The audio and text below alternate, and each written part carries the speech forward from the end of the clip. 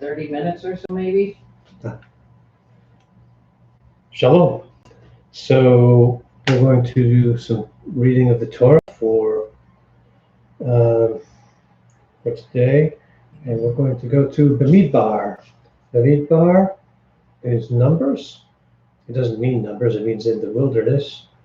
What is the book you know as Numbers? Chapter 11, starting in verse 30, and going through chapter 12, verse 16. It's the end of this week's portion. It's 11:30. Moshe, it's Moses, and the leaders of Israel went back into the camp.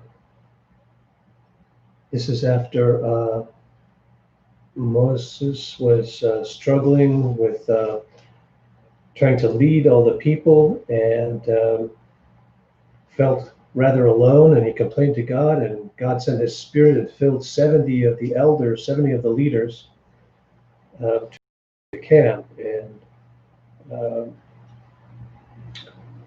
there were two that were in the camp that were not supposed to be. They were supposed to be at the Mishkan, at the tabernacle with Moshe, but they started prophesying in the camp. And Yehoshua, the son of Nun, the assistant to Moshe, said, Adoni, my lord, Moshe, stop them. But Moshe replied, are you so zealous to protect me? I wish all of Adonai's people were prophets. And this sounds very similar to what Shaul said. I wish that everyone spoke in tongues like I do later on, but wish even more that they would prophesy. He says, I wish Adonai would put his spirit on all of them. So that's what has just happened. And now they're going back into the camp, these 70 leaders along with Moshe. And Adonai sent out a wind which brought quails from across the sea and let them fall near the camp. That's because the people had been complaining at the beginning of the last chapter about not having any meat to eat. They were tired of eating the same thing all the time. About a day's trip away on each side of the camp and all around it, covering the ground to a depth of 3 feet. That's a lot of quails, because this is a very big camp. The people stayed up all that night, all day, all night, and all the next day, gathering the quails. So you can see again, this is a lot of quails. The person gathering the least collected 10 heaps of quails. Then they spread them out for themselves all around the camp. They brought them into the camp and they pile up their heaps near where their little tents are. But while the meat was still in their mouth, before they had chewed it up, the anger of Adonai flared up against the people. And Adonai struck the people with a terrible plague. Therefore that place was called Kivrot HaTa'ava, graves of greed. Graves of greed. Because there they buried the people who were so greedy.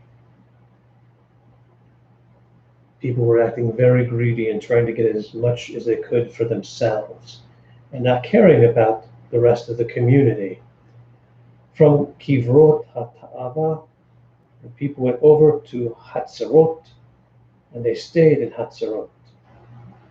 Miriam, that's Moshe's sister, and Aaron, you might say, began criticizing Moshe on account of the Ethiopian woman he had married. For he had in fact married an Ethiopian woman.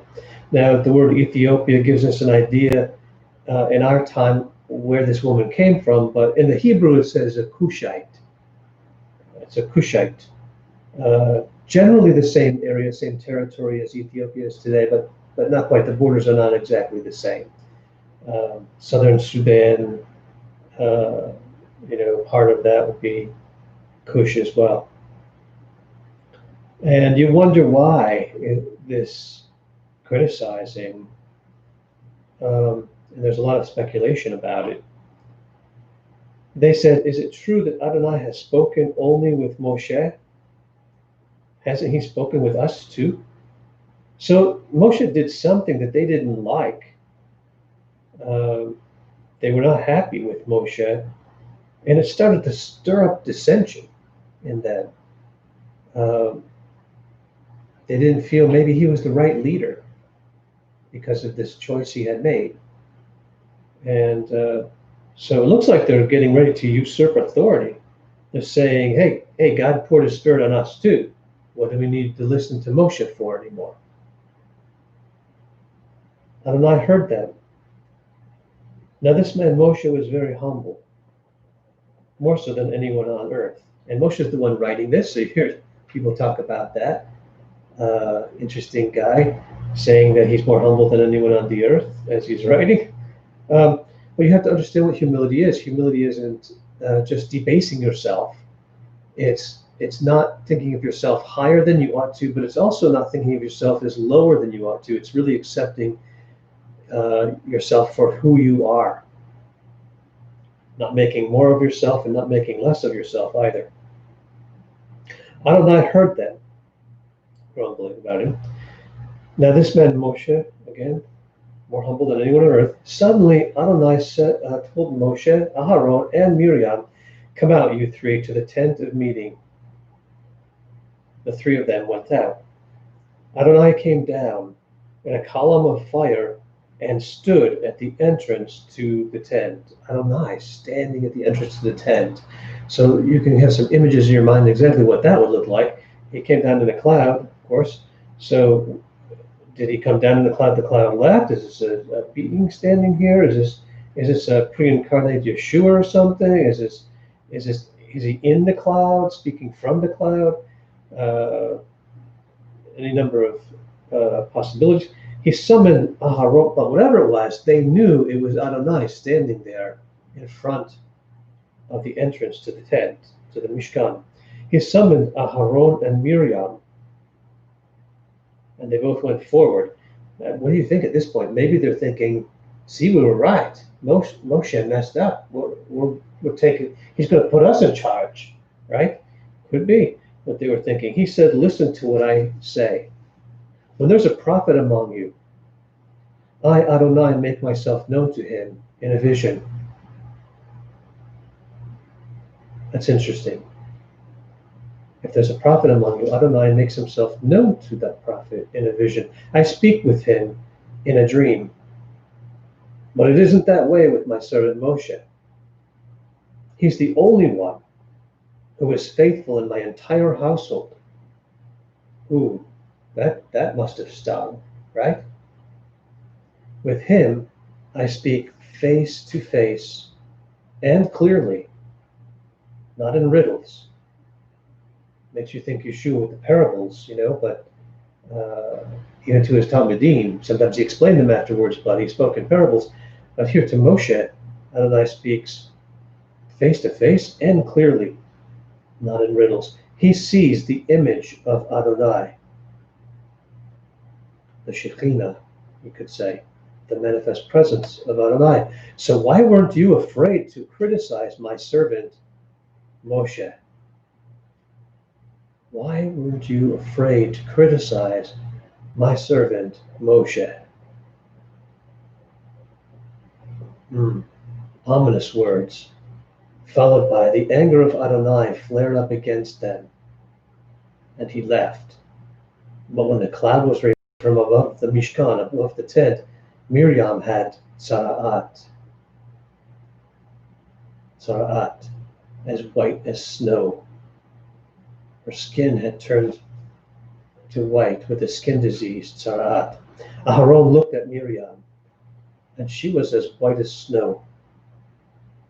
Aharon said to Moshe, so, Adoni, my Lord, in the singular, please don't punish us for this sin we committed so foolishly.